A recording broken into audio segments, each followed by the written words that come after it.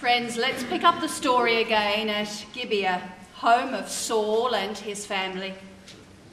Ahinoam, Michal, and other members of the household are gathered in the great hall, consoling one another after hearing of the death of Saul.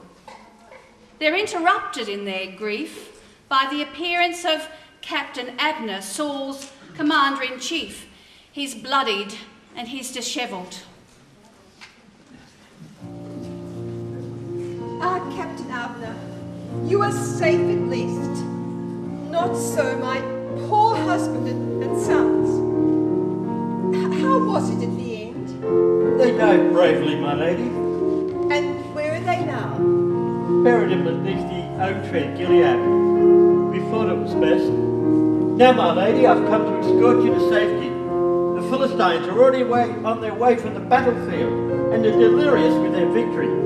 David, too, if I'm not mistaken, is also on his way to claim the crown of the fallen king. No, he would not do that. He's not the man you once knew, Michal. He is a warlord. His eye is most certainly on the crown. But he made a covenant with Jonathan that no harm would come to us. Promises made in peacetime are worth nothing. Now, we must leave here. No, I will return to my home with my husband. Mother, you may go with Captain Abner.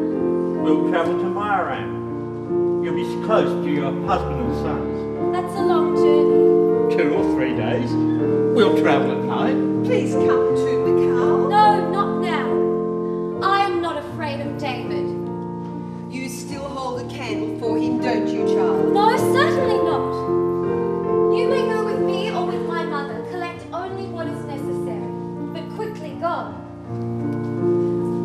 Oh, mistress, something terrible has happened. I was looking for the child, and he's gone. There was no sign of him anywhere, and his nurse has gone too. Settle down, Rachel. Who's gone? Jonathan's boy, Mephibosheth, and his nurse. There's no sign of them anywhere. Oh, don't fret, Rachel. Old Naomi loves that child as if he were her own. She would never let anything happen to him. I would say she has wind of the trouble that's about to erupt, and she's taken Mephibosheth to safety. I wouldn't worry about him if I were you. He's in good hands. Now, get yourself ready to leave. Go!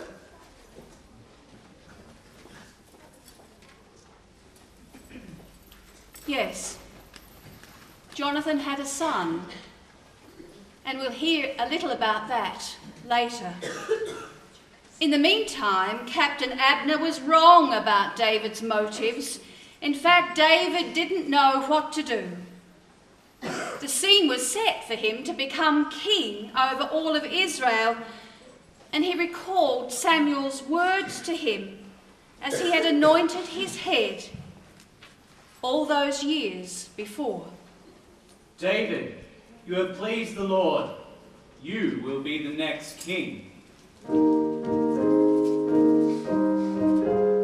So David called upon the Lord and asked, Should I move back to Judah? Yes, David.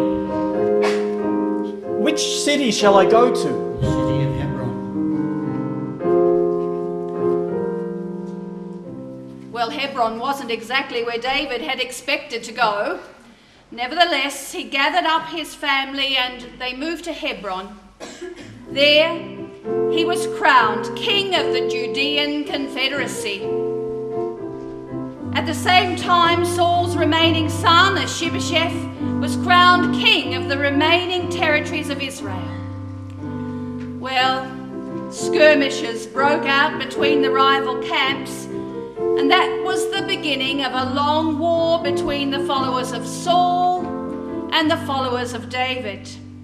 And as the war went on, General Abner became a powerful leader in the Israelite camp, and he sent a message to David, asking him to discuss a deal with him. Oh, David was intrigued, and he agreed to meet with Abner, but on one condition, that he bring with him his wife, Michal. Abner complied, and Michal was brought before David. Michal! What do you want from me? Michal, you are my wife. I want you back. No, that was a long time ago. You cannot expect me to be the same after all these years. Your father took you away from me when I was running for my life. Do you know what happened to me after that night you left, David? I was dragged before my father and told what a wicked daughter I was for deceiving him. And then, because I was afraid, I told him that you'd threatened to kill me. Father was so angry. He then denounced our marriage and said he would marry me off to someone else. I was devastated. Poor Michal, I'm so sorry. No, not once did you contact me. Not once did you give me some hope. My only news was through Jonathan, and now he is gone. My father is gone, and I wish to go back to my home. Please, I beg of you, don't try to keep me here. Michal, you were my first love, and I was yours. Doesn't that mean something? It's too late. I cannot be a wife to you again, David. Do you love him? I am deeply fond of Felty, and he cares for me, and only me. What do you mean by that? You have other wives, David. You don't need me. I cannot be a wife to you again. Well, what is it? General Abner wishes to speak to you, my lord. He wonders how long you will be. Tell him I shall be out immediately.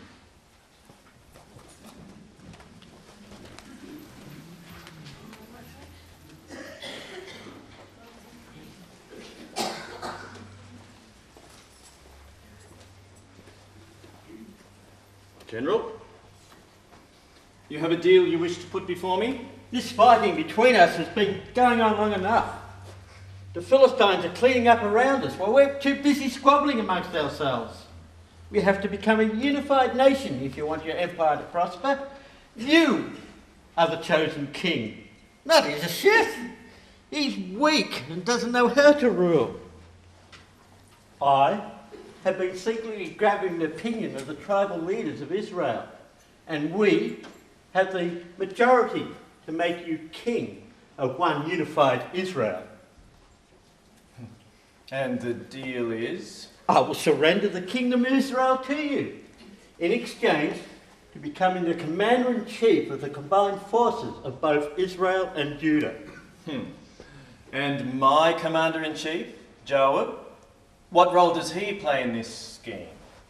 If my memory serves me correctly, Abner, you are personally responsible for the death of his brother, Asahel, at the Battle of Gibeon? Ah, the Battle of Gibeon. I lost 360 men that day. What a waste. Yes, I struck Asahel, but he gave me no choice. Joab, he'll still be in command of his own troops. General, there is a lot to consider. I will think on it. I'll return to Maharam, and I'll call a meeting of the people of Israel. I have no doubt that they'll elect you as king, as you have so long desired.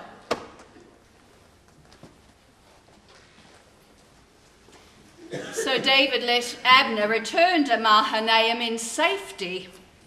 But just after he'd gone, Joab sent some of his troops returned from a raid, and they brought lots of loot with them.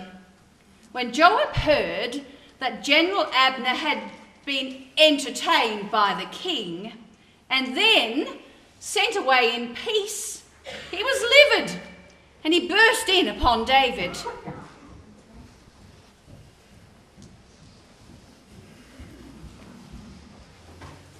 What have you done? What do you mean by letting a murderer get away? You know perfectly well that Abner was responsible for my brother's death. And you let him leave in peace? Why? Well, he he wants to put a deal to us. The union of Israel and Judah for his promotion to Commander-in-Chief.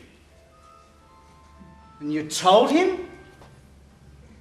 That I would think about it. You have been deceived, David. You must know that Abner has been spying on us, and he plans to return and attack! I know of no such thing, Joab. The man came in peace. Was he alone? No, he had about 20 men or so with him. And you let them leave? You are a fool, David!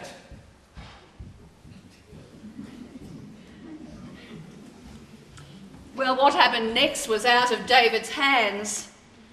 Joab, as we've seen, was incensed, and he sent messengers to catch up with Abner and to bring him back. They found him at the well of Sirah, and he returned with them. And at the city gates he was met by Joab and his brother Abishai. There they took him aside and they killed him for revenge of their brother Ashael. When David heard about it, he declared his own innocence for all to hear. Should Abner have died like a fool? His hands were not tied. His feet were not bound. He was murdered, the victim of a wicked plot. And David said to his people, "A great man and a great leader has fallen today in Israel. And although I am God's chosen king, I can do nothing with these two sons of Zeruiah. They sicken me. May the Lord repay them for their wickedness."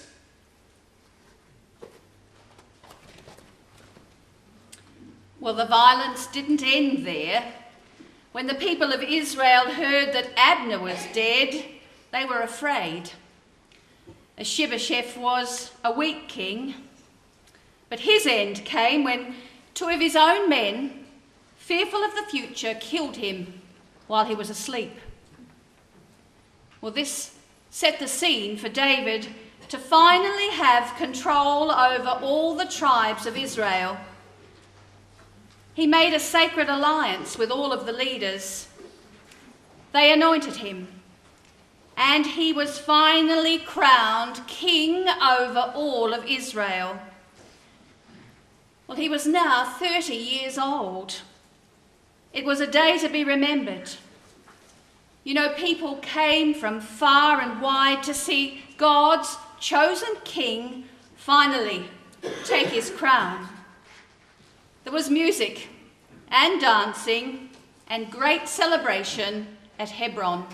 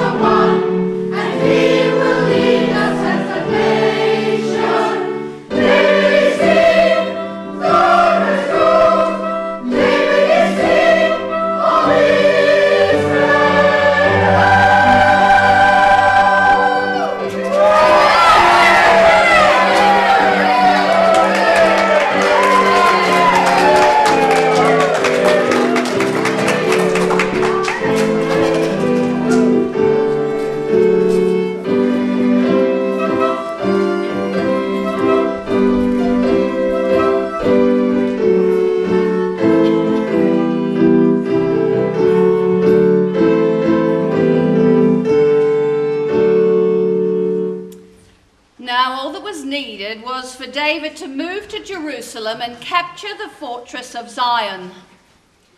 Well, the Jebusites who lived there were quite confident that this was a stronghold that could not be broken.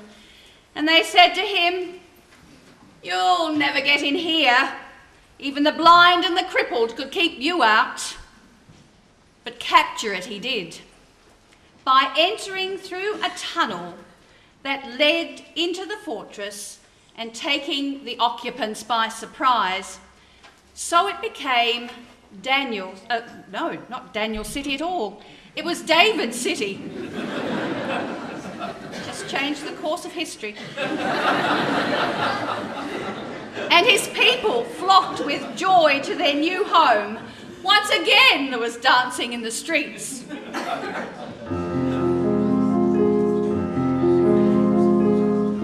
if the Lord had not been on our side, and the land of Israel? If the Lord had not been on our side, when our enemies attacked us, they would have swallowed us alive in their furious anger against us, and the flood would have carried us away, and the water would have covered us, the raging torrent would have drowned us. So let us thank the Lord, who has not let our enemies destroy us. We've escaped like a bird from a hunter's trap. The trap is broken and we are free. Our help comes from the Lord who made the heaven and the earth. Our help comes from the Lord who made the heaven and the earth. When the Lord brought us back to Jerusalem, it was like a dream. How we laughed and how we sang for joy. It was like a dream. That the outer nations said about us, the Lord has done great things for them. Indeed, He did great things for us. See how happy we were. Lord, make us prosper again as the rain brings water to the dry river bed. Let those who wept as they planted their crops gather the harvest with joy. Let those who wept as they planted their crops gather the harvest with joy.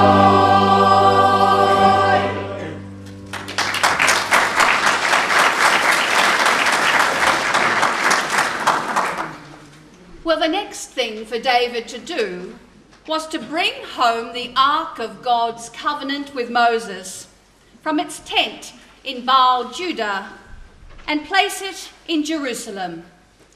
So he mobilized 30,000 troops and led them to the Ark. Well, after one unsuccessful attempt, the Ark was eventually carried into Jerusalem with much singing and dancing. A lot of that went on, didn't it? David, dressed in a priest's ephod, joined the revellers and danced for the Lord with all his might.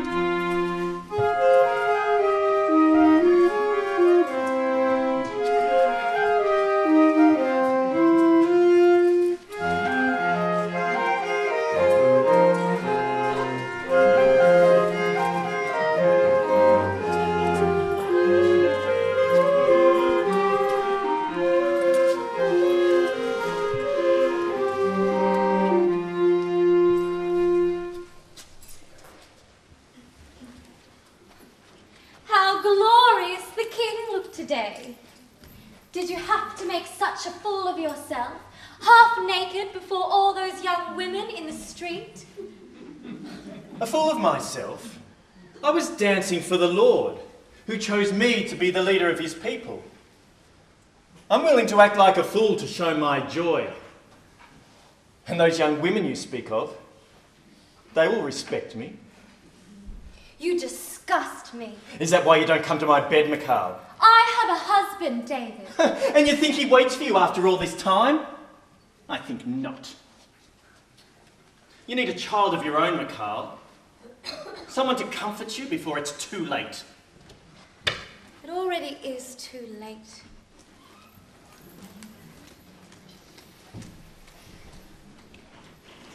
When peace had finally settled upon the land and Israel was no longer at war with surrounding